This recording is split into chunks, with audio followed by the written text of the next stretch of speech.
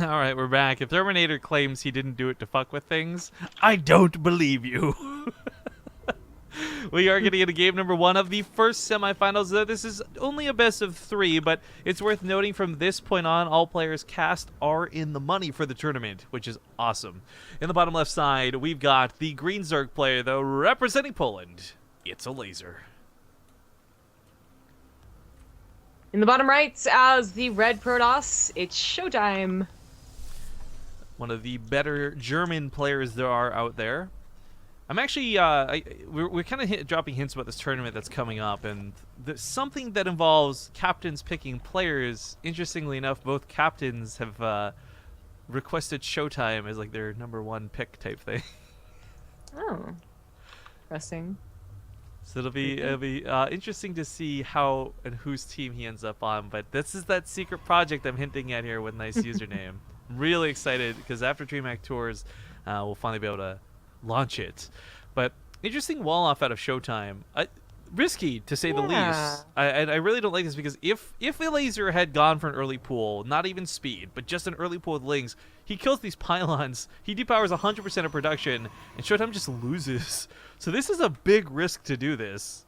Especially on a map that has its fair share of early pools, but Yep. I guess he figured he'd be able to save it in time, even if it was, and I don't know, but it's very interesting. So double gateway opener. It looks more dedicated than it is, because it is on like the front lines and almost looked like a 3-gate initially with that 7x core, but it is still more dedicated obviously than like a Nexus first or next after gateway or what have you. So the adepts are looking for some damage. Elazer's already, he's already scouted it, so he's got some Lings on the way, and hopefully that'll be enough to stop them from killing too many drones or any drones at all. I wonder if he's actually going to break that down or just get it to like 1 health. Low enough to easily break it down. Now, you might actually just break it down so you can play greedy behind it. Might be the better option anyways. This does mean the adepts can't come home, which is a little bit sad, but I don't think they're intended to anyways. They want to go get as many kills as they can. You point out the Ling production. He'll see this. Does he cancel? I think if he had been able to wedge into the mineral lines, he may have let that finish, but this is an interesting note. Not only does Elazer scout that the rocks are down, he throws down an Evo chamber and gets Overlord speed. So we're going to have drops of some variety. This feels like it's just going to be, I mean, when we initially saw this map, I made the joke it's like a sideways arena, and I think we're going to see a very similar build. Yeah. So the adepts finally wedge that little space in, but it's already too much, and the queen was out. But they do end up seeing the evolution chamber. Right, and while +1 is a very common thing to go for, it is, we'll say, unlikely that you would put the Evo chamber down this early for anything else. So, unfortunately for ShoWTimE, he needs units. So he's putting down extra gateways. He knows, I think, that this wasn't going to stop Lings from coming in, but this is really irritating because your wall doesn't even help you here. Just go over the wall, yeah. The Footstep Overcharge can't be underestimated. That can tear down a Overlord, though. So it looks like he just wanted to get on the other side to increase the, how fast these rocks can be broken down. But even with double-sided like Lings, it's still going down pretty slow. Yeah, he just chooses to go for the attack. I honestly thought he was just going to go through the middle and go for the main base. A little curious to see him just try and break the natural like this. I mean, I think he was really expecting ShoWTimE to have had nothing geez. behind it. Oh, that Overlord may go down. Second overcharge could have been popped. Definitely pop it. ShoWTimE, pop it. Ah! He doesn't, I don't know, he's saving it. He doesn't want to use it on the one Overlord, even though it killed so many Lings. Queens in the main, maybe what his concern was, like, where do you actually pop this next, right? Now, that overcharge is not going to be enough to hold this pylon. Damn, if he had killed for 8 Lings to just be removed from the fight, though, I got to say that would have been a good investment. But the Zealots are holding fine. There's not that many transfuses left, so it looks like Queens might go down if he doesn't land them. Okay, he does get the transfuses off, but this is pretty dedicated. There's Lings trying to break down the rocks out here so he can continue advancing forward, but really, ShoWTimE has not lost much through this. Yeah. When he pulled back the probes, so he didn't lose much of anything. They're stacked up, then go back to the mineral line. There are those clutch holds you see on like very powerful all-ins from Zerg. You're like, wow, his Protoss is amazing. Like, how does he do that when no one else can? But I don't even... Mana last game. Yeah. Like ShoWTimE, it's it's obviously done a very good job. He knows what to do, but it almost felt like more like Elazer just was clumsy with it. Originally he was going to break down the rocks, and he was going, wait a minute, I'm going to go over the natural, like not into the main. He went into the main with only the queens, and the Lings had to come a bit later. I mean, it didn't feel as clean cut as that all-in on arena that we saw, where everything dropped at once, and then the Lings put it into the natural, and the Protoss is just like, I don't know what to do. Well, I mean, This actually looked like this was hardcore cleaned up, but now it's feeling like that might not be the case. And I don't mean because of right now with these lings, but because of the potential banelings that follow this up. Busting through that wall is going to be no problem.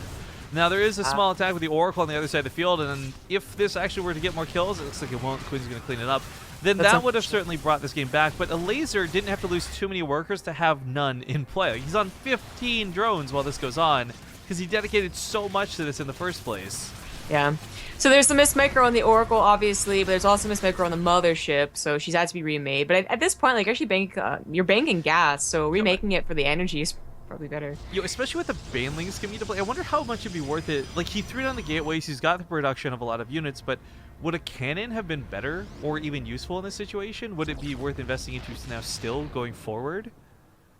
I think you're just not going to get a Forge earlier than usual. I'm thinking of Tails and Billowy and some of the others who are doing like Forge first builds, but okay, so here come the banelings. It's going to take a lot to get through the pylon. Ice can go over it. Oh, if he drops this into the heart of the units. Oh, those are queens. I thought banelings were picked up. Oh, yeah, the sentries warped in just in time. That stalker bought just enough time, and this is denied.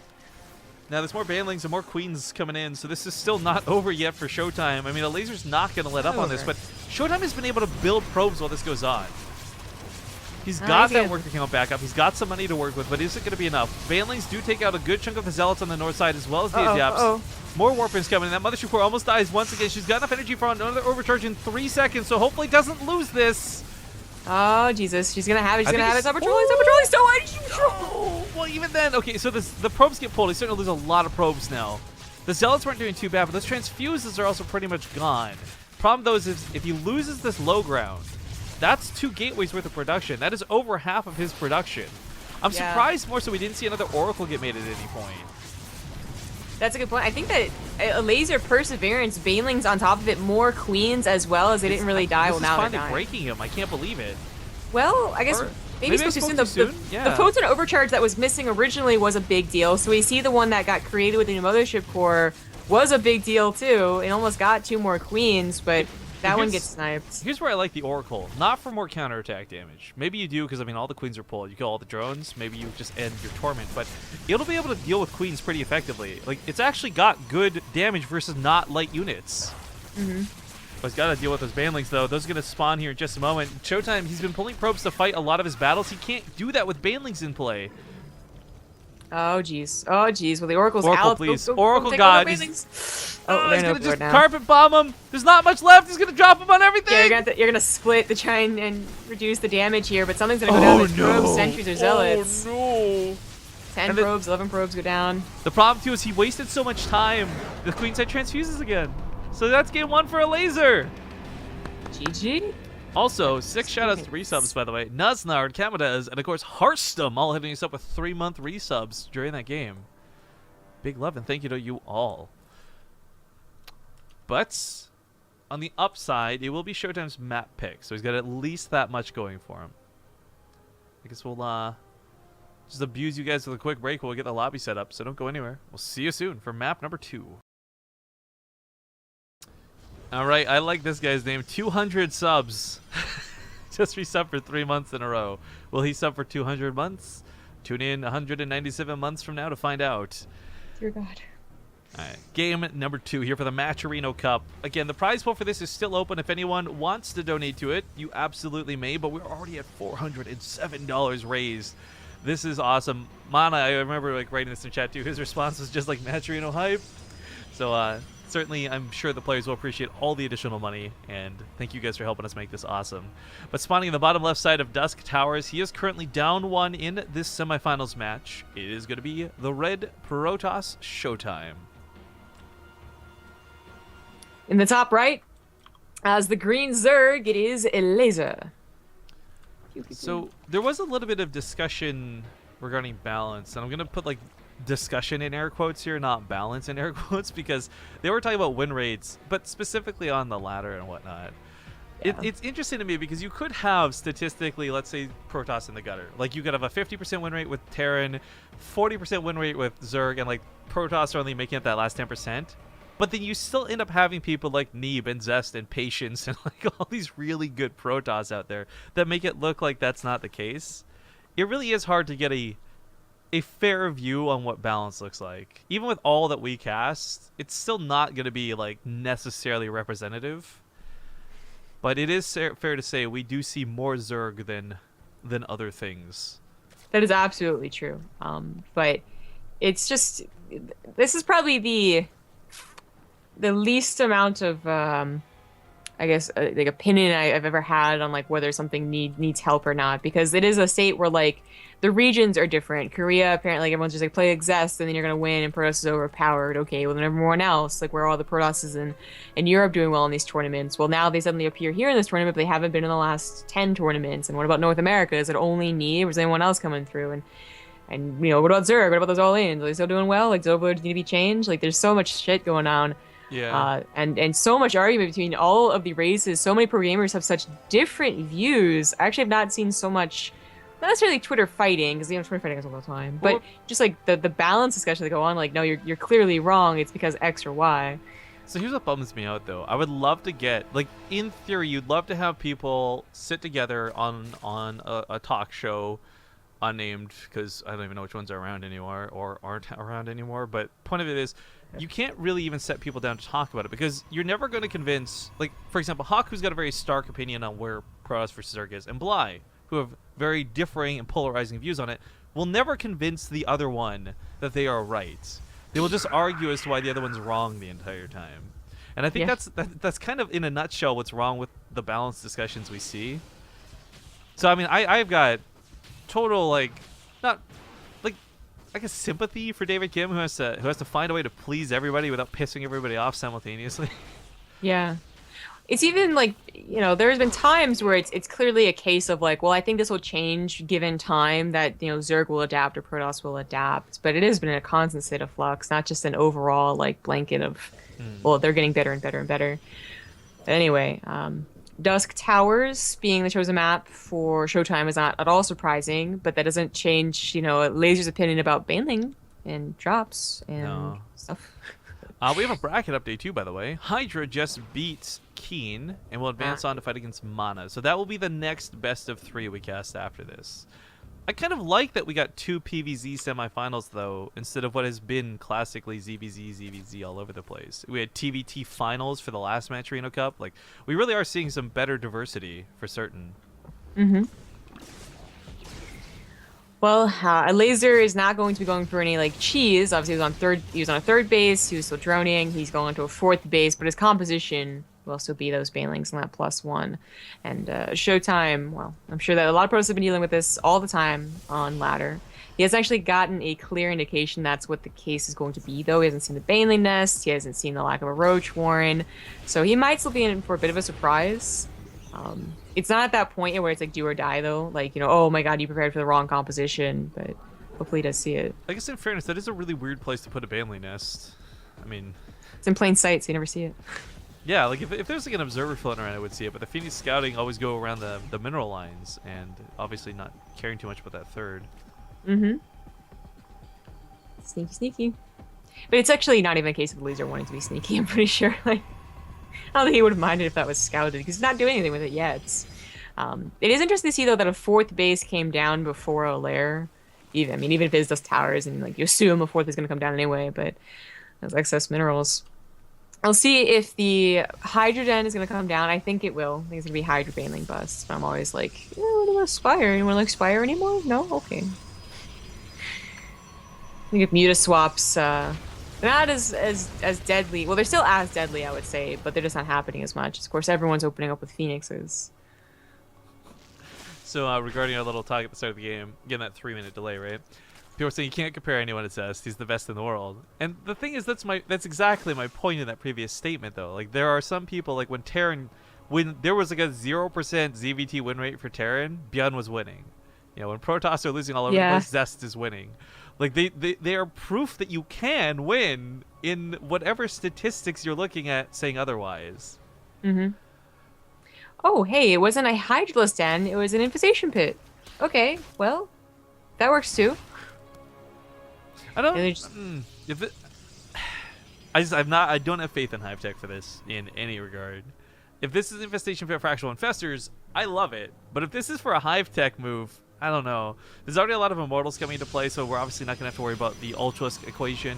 If it's Broodlords, I don't know. We've just seen them flop all over. I can't say we've seen a great Broodlord game too recently. They're pretty floppy, you know. And flappy. Yeah, I agree. I don't think I've ever been very convinced about Hive versus Protoss. I mean, Hive versus Terran, but versus Protoss, like Ultras seem to already be countered by an Immortal count that is almost always good, even against Ling Hydra. Having a couple of Immortals is still worthwhile for the Protoss, and for Broodlords, I don't know. They seem to be able to respond quick enough in most of the games that we cast. So I love that the Overlords were transformed super far away. This is really to try and hide them from the Phoenix. They're going to start heading in now, and unfortunately ShoWTimE, well, he's got like a cannon here and there. Like, these are almost +2. Okay, +2's not going to be ready for this. So he can't one-shot the probes, but he can certainly kill quite a few. Mm-hmm. That would be very, very scary. But even without that one shot, it's still scary. So the Overlord's going to dive in. The probes are instantly pulled away, though, from the main. How about that third base? Instantly pulled away from the third, too. Wonder if we're going to have that dynamic we saw with Jim Rising, though, where they pulled into each other's bases and still got wrecked. You're pulling too well. All right, looks like this is handled pretty well, I got to say. A little bit awkward, but nothing bad there at the end. So nicely handled by ShoWTimE. We have a Warp Prism that loaded up while this went on with High Templar, of all things. So we're going to see some Storm drops on the other side of the map to pay him back. This is going to be kind of cool to see. Yeah. It's going to scout the Spire as well, which has not been scouted. Although the Hive hasn't either, so I don't know if he actually knows that Broodlords are on oh, he's going to see a Cryptic Spire. There you go.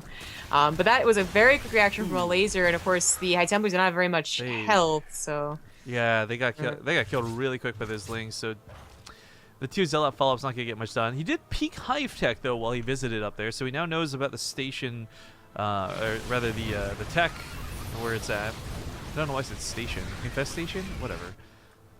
Infestation pit, there you go. That's how my brain works. Way to go. The we brought up a couple minutes ago though that Protoss seem to be reacting very well to Broodlords and not we just haven't seen that many good Broodlord games. But I don't see a reaction yet from ShoWTimE. Not the counter that is Tempest. This might be his reaction trying to hit before they're ready, but that is a little bit too late, I believe. Like the Radiant Spire's 5 seconds away from being done. The Corruptors are already out. Clear up creep and go home maybe might be the option here. Blink's not even done too, so they can't even try and blink under. But Banelings would be done anyway.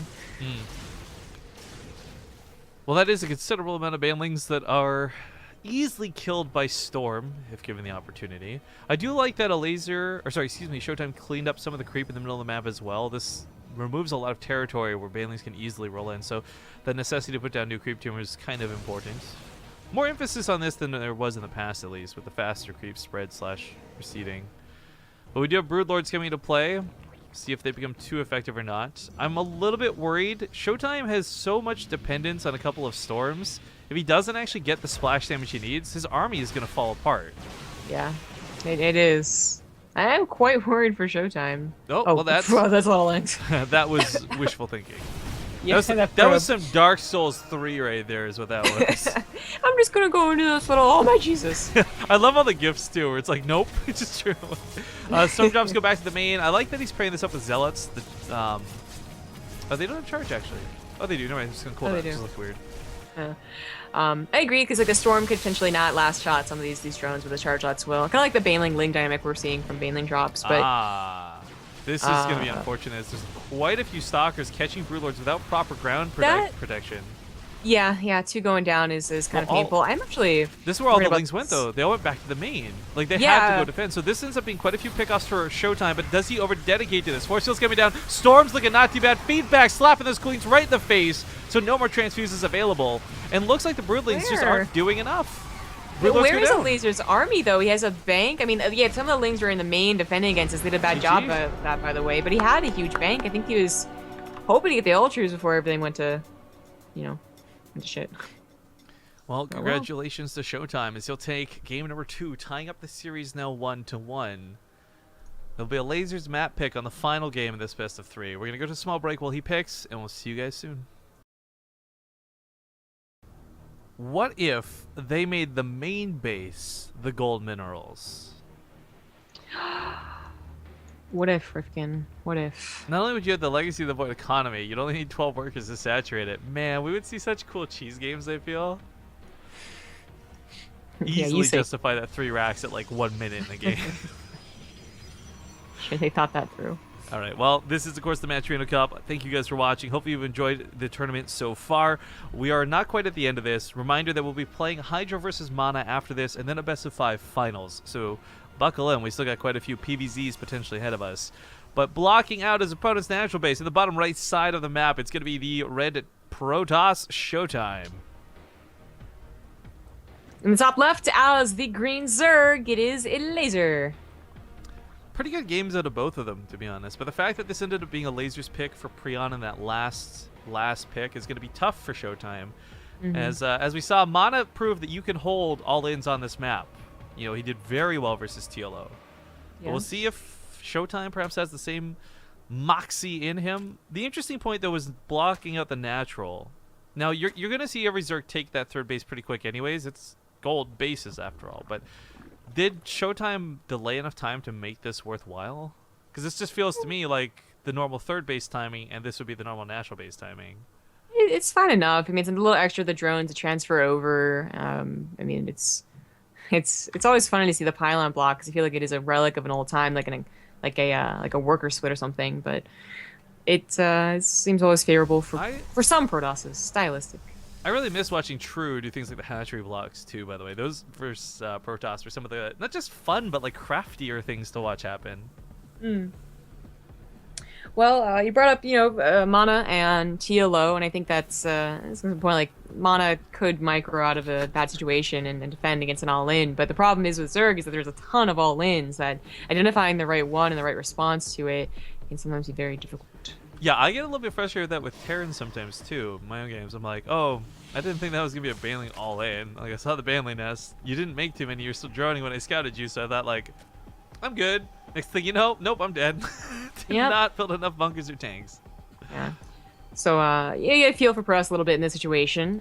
As you said, like this is like so he was forced position by losing the first game. ShoWTimE knew that the ace match would be on a map that a Elazer would really appreciate, and Prion is the most obvious one for all the Zergs. Every single Zerg that we've cast so far, I think, their option has been this map. So makes a lot of sense. Well, the Adept coming up here to the main to scout. It's gonna most notably see only one gas. Actually, did he actually even get far enough to confirm that there wasn't a second gas? He did. Okay. I'm more interested in what ShoWTimE's doing than Elazer for once, right? Like usually it feels like Zerg is really like what's the scout, but ShoWTimE going for Corona boost on the resident glaives and getting 4 gateways as opposed to just like the 3 that you expand off of. So in fairness, we talk a lot about the Zerg emphasis here on all-ins, but we've actually seen quite a few Adept all-ins as well. However, in the past, we didn't see usage of Banelings, and we certainly didn't see usage of Drop Overlords, which I don't know about the Drop Overlord portion of this. We are at least going to have Banelings down early enough that if this is going to be a lot of Adepts, and ShoWTimE doesn't do a bit of splitting, like, it doesn't go really badly. Yeah, we've seen this exact situation before, where someone was going for the 4-gate Resonating Glaives, attack, and then they had to deal with the Baneling drops first. And as far as I recall, the Baneling drops won out, but Elazer, despite getting what was a good number of lings initially, didn't actually continue, so it's not the all-in, and he's getting the +1 as well. But even so, having the option of Banelings defensively also really works out well, and I don't know if ShoWTimE's going to be able to do a ton. We'll see. Well, ShoWTimE had some pretty nice income leading into this, as we see Elazer just overtaking that on the graphs, so kind of limited here is if he doesn't do enough damage, he doesn't have the ability to really overtake in the macro behind this. Double Stargate follow-up. Yeah, trying to take out as many as you can. Actually, focus firing the Banelings as well was pretty cool from ShoWTimE, but as good as it is to take down Lings and actually trade army, at least it's something. Nice. He doesn't even have to go for the transfer. Yeah, he cancels it. Yeah, that's very nice. I think he really wanted to get into that drone line. Okay, just eats it. He tackles it bravely, or she, the Adept. Well, they eventually are getting cleaned up, apparently. More lings are made. And actually, this is going to pair up well with the +1, it looks like. This might be more so than for defense. He's dropping in the main, too. That's the problem. If he's microing a lot in the middle of the map, he's not going to be looking this direction. The double Stargate is going to be so sick if he gets it up and running, but does see it. He pulls the probe straight away. Yeah, very nice reaction there. But there's still a lot of lings coming through the front, and they're going to have +1 very shortly. So ShoWTimE getting prepped for a third base, maybe I want to reconsider. It's just the Adepts moving out. As long as they're grouped together, they should be able to take on those Lings. Oh, jeez. That would have been so good. But nice reaction from ShoWTimE. Okay. And the Lings that Elazer is pumping out, so they were denied, initially from a nice amount of Adepts. But Banelings are being morphed in, and more Lings are on the way. And this is not enough Adepts, especially out in the open like this.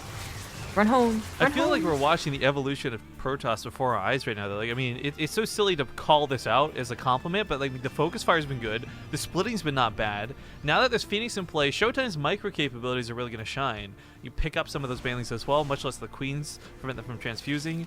Look at that, already pre-splitting on coming in. I mean, this is so cool to watch a Protoss not just A-move into this situation where we have seen consistently Protoss just A-move into Banelings. I don't imagine it's ShoWTimE's first situation like this, like the Adepts versus the Banelings, but it's still a very scary one. Like, I don't know when he's going to get a third base. Oh, no, oh, no, oh, no. Oh, Jesus. Kill 6. That could have been worse. Yeah, 6 isn't terrible. Keep in mind, though, he is only on 2 bases, and that's what makes this really concerning, because the Lazer's moving towards his 4th while all of this has been going on. Baneling's just going to drop on top of the Sentry. Tries to. Kills the one warping in. Actually, that was a really nice pickup. No more force fields behind this one. So that pylon, those Zealots, they're about to go down. There are quite a few Phoenixes with double Stargate pumping in, but they also got their +1, but they still can't pick up all the Banelings. Yeah, enough energy. Certainly can't pick up all the Lings. I like this attempt to put the gateway down to prevent units from flooding on in. ShoWTimE's also got a lot of money to work with, but unfortunately just no means to spend it. I think it's gas. game. So many probes gonna go down here. The Banelings, please. Banelings? I wonder if a Void Ray would have been better than Phoenix maybe, or Oracle's even in this situation. It's so hard to say, but like this has really gotten out of control. Probes go down, he's on 0 workers. That's game. 500 minerals is nice, but that's game. Definitely. GG. I think he took his hands off the keyboard just to shake his head too, like just Jesus. So congratulations to Elazer, who will go on to the finals. He'll get to compete over there, but ShoWTimE will not walk away today with less than $40, so that's not too bad. That's still more than a second place prize for most cups that we cast and host, so that's cool to see. But the next series has been waiting on us, so we're going to it right away. Going to go to the commercial break, get it out of the way. Thank you to Chaos Master 21 and Detricraft, and both for resubbing to the channel. We will see you guys in 2 minutes, though, as we get into Hydra versus Mana.